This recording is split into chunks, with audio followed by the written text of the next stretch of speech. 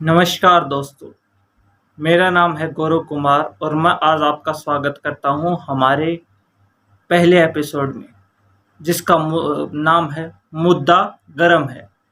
तो दोस्तों, जो आज का मुद्दा है वो सचमुच में बहुत गरम है। उसका कारण ये है कि हरियाणा सरकार ने 10वीं का जो रिजल्ट है वो घोषित कर दिया है। और यकीन मानिए, ऐसा मतलब चमत्कार हो गया है, सूरज जैसे पश्चिम से उग गया हो। 100%, 100% रिजल्ट, मतलब एक भी बच्चा फेल नहीं है। ऐसा हो सकता है? ऐसा कैसे हो सकता है? एक बात सोच के देखिए कि 100% यानी एक भी बच्चा, एक भी ऐसा कोई बच्चा नहीं है जो फेल हुआ हो। मतलब अगर एग्जाम होता है तब तो लाइन लग जाती है बच्चों की। एग्जाम नहीं हुए तो 100% रिजल्ट। और इससे भी ऊपर की बात कि बच्चों के 500 में से 500 नंबर, कितना कमाल की बात है। एक आध बच्चा हो सकता है, रेयर केस तो मैंने आज तक कोई देखा ही नहीं जिसने फुल में से फुल ले लिया हो। इसीलिए मैं हमारे मतलब सिस्टम का कायल हो गया हूँ इसके बाद कि उन्होंने क्या रिजल्ट निकाला है। अगर ऐसा रिजल्ट निकालना हो तो हर साल एग्जाम कैंसिल कर दो। क्यों लेते हो? पेपर कैंसिल करो, ऐसे बच्चों को पास करो और ऑटोमेटिकली परसेंटेज देते जा रहे हैं। High percentage, 500 marks. अब बात ये है, इतने इतने इन्होंने मार्क्स दे दिए, चलो मान के चलते हैं ये फाइनल रिजल्ट है, कोई कैंसिलेशन नहीं हुआ, ये रिजल्ट रख दिया। आगे क्या? क्या इससे हमारे हरियाणा सरकार को और हमारे भारत सरकार को नुकसान नहीं उठाना पड़ेगा? क्योंकि बच्चे ही इतने हो गए हैं और इतने हाई मार्क्स के कारण उन्हें स्कॉलरशिप देनी पड़ेगी। पहले स्कॉलरशिप जो कम बच्चों को देनी पड़ती थी, अब वही स्कॉलरशिप बहुत सारे बच्चों को देनी पड़ेगी। हर कोई बच्चा स्कॉलरशिप की लाइन में है। मुझे तो लगता है 80% से बिलो तो किसी के मार्क्स ही नहीं है। हर बच्चा पास है, हर एक बच्चा। SC ST के लिए अलग से आरक्षण है। इवन जनरल कास्ट के बच्चे 95 हो वो लेके बैठे हैं। 95 से ऊपर तो उन्हें ऑटोमेटिकली स्कॉलरशिप मिल जाती है। यानी कि हर बच्चे को आप स्कॉलरशिप भी दोगे, हर बच्चे को आप हाई परसेंटेज मार्क्स भी दोगे, तो उन बच्चों का क्या होगा जो पहले 10th कर चुके हैं या आगे जो करेंगे? क्या उन बच्चों के साथ ये नाइंसाफी नहीं है क्या? क्योंकि इन बच्चों को एक्स्ट्रा फायदा मिलेगा। अब ये 10th पास करके अलग अलग कहीं ना कहीं बड़ी बड़ी उनमें भी इंस्टीट्यूट वगैरह में जा सकते हैं। ये अपना अलग कुछ कर सकते हैं। वो फायदे मिलेंगे जो पहले वाले बच्चों और बाद में आने वाले बच्चों को नहीं मिलेंगे। ये चीज है। ये हमारी सरकार जो है वो अच्छे तरीके से कोई रिजल्ट नहीं कोशिश करती। मैं माननीय हमारे मनोहर लाल खट्टर जी हैं, CM हैं, PM है अपने नरेंद्र मोदी जी, बहुत बढ़िया है। दोनों जगह बीजेपी, क्या बात है। और बीजेपी ने चलो जो रिजल्ट की सौगात दिया, अब कुछ दिन के बाद CBSE का भी यही हाल होगा। ये तो है अपने हरियाणा की बात। हरियाणा भी छोड़ो, CBSE के बोर्ड में बच्चों के 100% मार्क्स आएंगे, 100% रिजल्ट से पास, और सब ये बच्चों के फुल बाय फुल मार्क्स। सोच के देखिए कितना कंपटीशन बढ़ जाएगा। जो बच्चे पहले कर चुके और जो बच्चे आगे आएंगे, उन दोनों बच्चों के बीच का कंपटीशन कैसे उनको टक्कर दे पाएंगे? और ये तो 10th की बात है, 12th का भी यही सेम रिजल्ट दे दो, फिर तो चमत्कार ही हो जाएगा। क्योंकि जो बच्चे जिन्होंने अपनी मेहनत से किया, जो ITI में एडमिशन लेना चाहते थे, बड़ी बड़ी इंस्टीट्यूट्स में जाना चाहते थे, या जो और कुछ करना चाहते थे, कुछ भी करना चाहते थे, वो लोग कहाँ जाएंगे? और ऐसे ही बच्चों के अंदर एक तरीके से अब घमंड भी, ये सुसाइड का कारण भी बन सकता है। अब जैसे जिन बच्चों के फुल बाय फुल मार्क्स है 500 में से 500, अगर वही बच्चे 12th में जाकर उतनी हाई परसेंटेज नहीं बना पाए तो वो डिप्रेशन का शिकार हो जाएंगे। तनाव होगा उनके दिमाग में। मतलब जो सरकार ने रिजल्ट निकाला है वो किसी भी एंगल से ठीक नहीं है।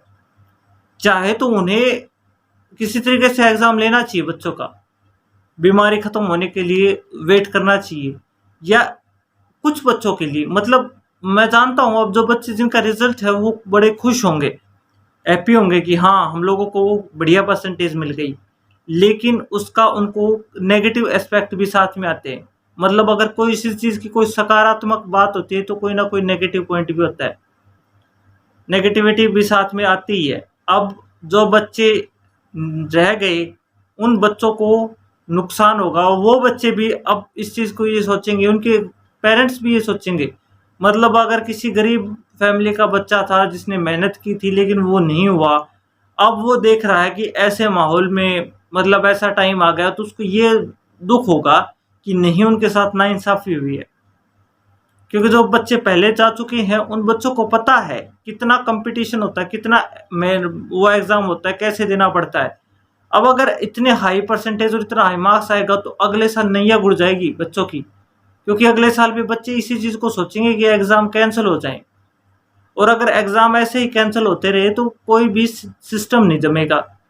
अगर इन्हें किसी क्राइटेरिया को बनाना था, किसी क्राइटेरिया के साथ, तो इन्हें काफ़ी मिला-जुला कर या फिर कुछ इस तरीके से बनाना था कि पिछली क्लासेस के हिसाब से कोई बना देते क्राइटेरिया। या स्कूल में ऐसा भी हुआ होगा कि टीचर्स वगैरह ने कुछ यूटी वगैरह भी लिए होंगे, टीचर्स ने कुछ प्री बोर्ड एग्ज़ाम भी लिए होंगे, काफ़ी कुछ लिया होगा, और टीचर्स जानते भी हैं। देखो टीचर्स है ना, मार्क्स तो ज़्यादा लगवाते हैं, ये तो है। लेकिन ऐसा थोड़ी ना होता है कि क्लास में 10-10 ऐसे बच्चे जो 500 में से 500 ले सकते हैं। होता है, एक केस होता है, रेयर केस। हाँ भाई, एक बच्चा है जो 500 में से 500 ले सकता है, लेकिन कोई ना कोई उससे डाउन भी होगा, जो 1-1 मार्क्स, 1-1, 2-2 मार्क्स आगे पीछे का गैप होता है। अब प्री बोर्ड एग्जाम्स में या वैसे टीचर्स ज़्यादा मार्क्स दे देते हैं, लेकिन अगर हम बोर्ड की चेकिंग की बात करें तो बोर्ड में कोई इतने ज़्यादा परसेंटेज मार्क्स नहीं देता, कभी नहीं देता। बोर्ड में कभी कोई देगा ही नहीं भाई, क्यों देंगे वो, एक बात बताओ। वो कोशिश ये करते हैं कि बच्चे को कि कहाँ हम मार्क्स का 1 नंबर तो बच्चे का काट ही लेते हैं। अगर कोई बच्चा बहुत ज़्यादा होशियार है, उसने अच्छे से अपना पेपर अटेम्प्ट कर रखा है, फिर भी कहीं न कहीं उसका 1 मार्क्स कट ही जाता है। अरे और नहीं तो हिंदी में कोई ना कोई मात्रा गलत हो जाती है। हर बच्चा, कोई भी ये ऐसा नहीं होगा कि सारी की सारी मात्राएँ सही लगा दे या सारे के सारे स्पेलिंग्स ठीक कर दे। या चलो साइंस वगैरह में तो उस चीज़ का नहीं कटता, लेकिन इंग्लिश और हिंदी 2 ऐसे सब्जेक्ट हैं, मैथ्स में भी तो गड़बड़ होती है। कोई ना कहीं छोटी-सी कैलकुलेशन गड़बड़ हो जाए, कोई ऑप्शन टाइप क्वेश्चन ना आए, कुछ ना कुछ 1 मार्क्स कटने के तो चांसेस होते ही होते हैं। कि ऐसा हो ही नहीं सकता कि कोई बच्चा एक भी नंबर ना कटवाए, एक भी। अरे अगर तुम्हें 100% रिजल्ट देना ही था तो थोड़ा अच्छे से देते। कि कुछ बच्चे हैं जो 90% से अबव हैं, नहीं कि 99% है, लेकिन 100% का क्या मतलब है कि पूरा का पूरा 100%, कि ये ऐसा बच्चा है कि इसका कुछ गलत हो ही नहीं सकता। तो ये हर एक के साथ वो है ना। अब जो जैसे मैंने भी पहले 10th की है, मैं जानता हूँ कितना हार्ड आता है, कैसे से होता है, कैसे एग्ज़ाम होता है, कैसे पेपर में बैठते हैं, कितना टफ आता है। स्कूल में तो काफ़ी परसेंटेज आती है, लेकिन बोर्ड में इतनी नहीं जाती। तो दोस्तों, जो भी हुआ चलिए, लेकिन लगता है कहीं न कहीं गलत ही हुआ। ये चीज़ें जिनके बच्चे हैं ना भाई, उनके पेरेंट्स को और उन बच्चों को तो देखो मेरी बात गलत लगेगी। लेकिन अगर कहीं न कहीं सोचा जाए, जो भी है अब अच्छा है या बुरा है वो हो चुका है। लेकिन अब आगे क्या होगा इस चीज़ के बारे में मैं भी नहीं कह सकता।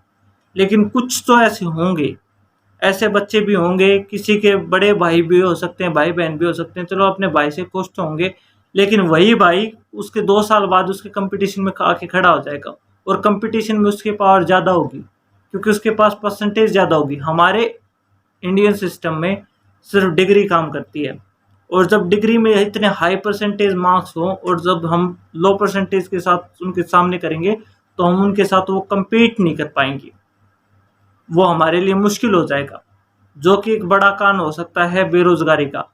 जो पीछे जो बच्चे चले गए, एक्चुअली उनका तो टाइम भी जा रहा है, उनको नौकरियां भी नहीं मिल रही।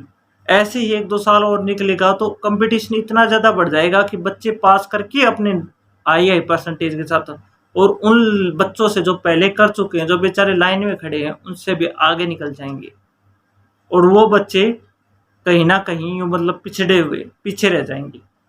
तो इसी के साथ दोस्तों मैं अपनी वाणी को विराम देना चाहूँगा। अगर आपको अच्छी लगती है, कोई बात मेरी अच्छी लगी हो या गलत लगी हो, तो उसके लिए मुझे माफ़ कर देना। अच्छी लगी हो तो प्लीज़ वीडियो को लाइक कर दो और वीडियो को शेयर कर दो। थैंक यू दोस्तों।